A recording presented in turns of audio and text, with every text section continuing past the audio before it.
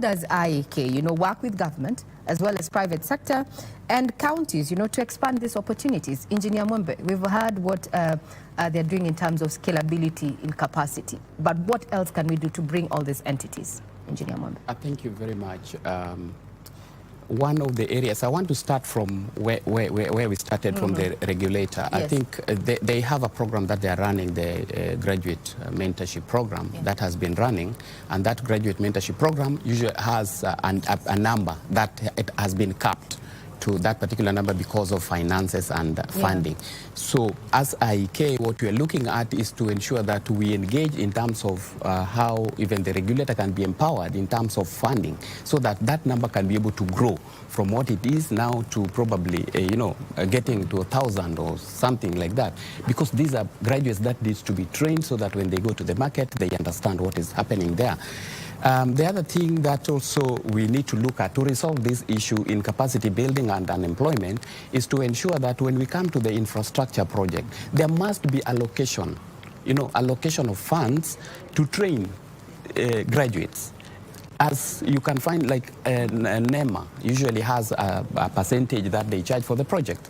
Why can't we have this in each and every government project that will be able to absorb from 100 to 200 graduates? So that they are engaged in this particular project throughout their life. Most of the projects are running 3 years, 2 years, 3 years. By the time they're hitting the 3rd year, they will have gotten enough training such that when they are moving from graduate state to a professional state, then they at least have the projects that they have done. So it's a two-pronged thing, that they gain the experience, and at the same time, they can be able to transit from being a graduate to professional. And IEK also works closely with the private sector to ensure that there's partnership. I think First BC has mentioned. And these, we usually promote that engagement with the young people to ensure that you can be able to absorb 5 to 10 or so within a particular sector. You'll be able to absorb so much of these engineers out of the streets, and at least they'll have something to help them run their lives.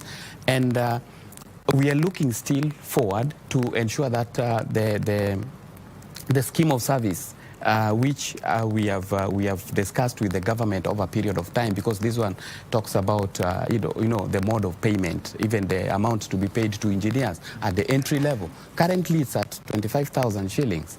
That is, it's called a stipend. But life, life has continued to be difficult, and this can be able to be improved further.